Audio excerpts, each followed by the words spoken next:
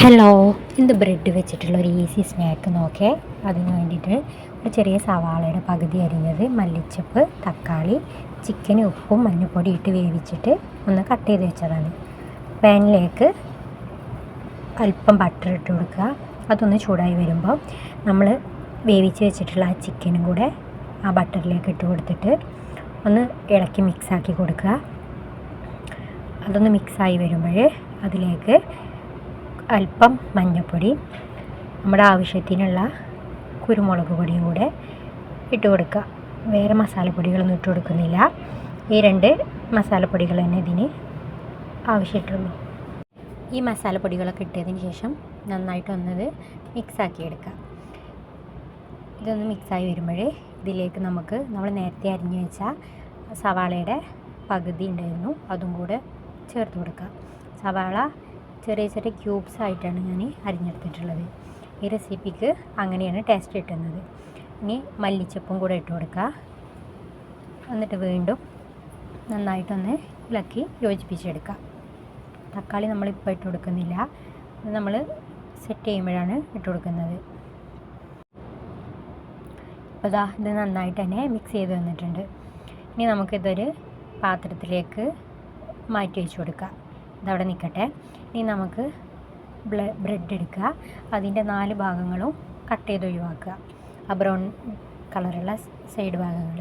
എന്നിട്ട് ഇതുപോലെ ഒരു വെറും വൈറ്റ് ഭാഗം മാത്രമാണ് നമ്മളിതിന് യൂസ് ചെയ്യുന്നത്.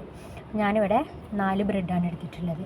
എന്നിട്ട് നമ്മൾ ഉണ്ടാക്കാൻ ഉദ്ദേശിക്കുന്ന പാനിലേക്ക് വീണ്ടും അല്പം ബട്ടറും കൂടി ഇട്ട് കൊടുത്തിട്ട് അതൊന്ന് സ്പ്രെഡ് ചെയ്തിട്ടെടുക്കുക.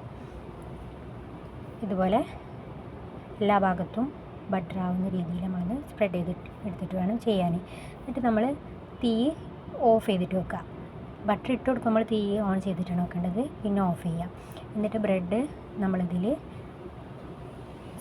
അതിൻ്റെ പാകത്തിനനുസരിച്ച് വെച്ചിട്ട് സെറ്റ് ചെയ്യാം. ഞാനിവിടെ 4 എണ്ണമാണ് എടുത്തിട്ടുള്ളത്. നിങ്ങളുടെ പാൻ ഇതിനേക്കാട്ടിലും വലുതാണെന്നുണ്ടെങ്കിൽ നിങ്ങൾക്ക് ഇതിനേക്കാട്ടിലും ബ്രെഡ് യൂസ് ചെയ്തിട്ട് ഉണ്ടാക്കാവുന്നതാണ്. ഇതിൻ്റെ മുകളിലേക്ക് നമ്മൾ ടൊമാറ്റോ കെച്ചപ്പ് യൂസ് ആക്കുന്നുണ്ട്. നിങ്ങളുടെ കയ്യിൽ പിസ്സ സോസ് ഉണ്ടെന്നുണ്ടെങ്കിൽ നിങ്ങൾക്കതും യൂസ് ആക്കാവുന്നതാണ്. എൻ്റെ കയ്യിലുള്ളത് ഇതാണുള്ളത്, അപ്പോൾ ഞാനിതാണ് യൂസ് ആക്കുന്നത്. ഇതിൻ്റെ മുകളിലേക്ക് നമ്മൾ മൊസല്ല ചീസാണ് ഇട്ട് കൊടുത്തിട്ടുള്ളത്.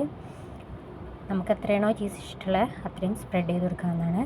ഇനി ഇതിൻ്റെ മുകളിലേക്ക് നമ്മൾ നേരത്തെ വേവിച്ച് വെച്ച ആ ചിക്കൻ്റെ ഉള്ളിയുടെ മിക്സും കൂടെ ഇട്ട് കൊടുക്കുക. എന്നിട്ട് അതിൻ്റെ എല്ലാ ഭാഗത്തേക്കും ഈ മിക്സ് ആക്കി കൊടുക്കുക.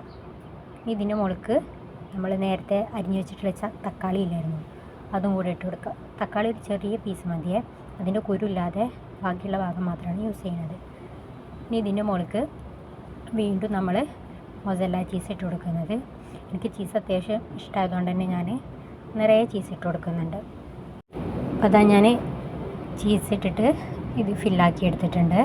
എല്ലാ ഭാഗത്തും ചീസ് ഒരേപോലെ ആവാൻ വേണ്ടിയിട്ട് ശ്രദ്ധിക്കുക. ഇനി നമ്മളിത് അടച്ച് വെച്ച് കൊടുക്കുക. എന്നിട്ട് ലോ ഫ്ലെയിമിലിട്ടിട്ട്, ഏറ്റവും ലോ ഫ്ലെയിമിലിടണം. ഒരു 5 മിനിറ്റ് വേവിച്ചെടുക്കുക. അപ്പോഴേക്കും ആ മേലെയുള്ള ചീസൊക്കെ നമുക്ക് മെൽറ്റായിട്ട് കിട്ടും. നമ്മൾ ഹൈ ഫ്ലെയിമിലിടുകയാണെങ്കിൽ അടിയിൽ ബ്രെഡ് കരിഞ്ഞു പോകാൻ സാധ്യതയുണ്ട്. അതുകൊണ്ടാണ് ലോ ഫ്ലെയിമിലിട്ടിട്ട് കുക്ക് ചെയ്ത് വെക്കാൻ പറയുന്നത്. അപ്പോൾ ഇതുപോലെ സൂപ്പറായിട്ട് നമുക്ക് ചിക്കൻ ബ്രെഡ് ചീസ് റെഡി ആയിട്ടുണ്ട്. നിങ്ങൾ ചാനൽ ആദ്യമായിട്ട് കാണുന്നവരാണെന്നുണ്ടെങ്കിൽ തീർച്ചയായും സബ്സ്ക്രൈബ് ചെയ്യാനും ഷെയർ ചെയ്യാനും മറക്കരുത്.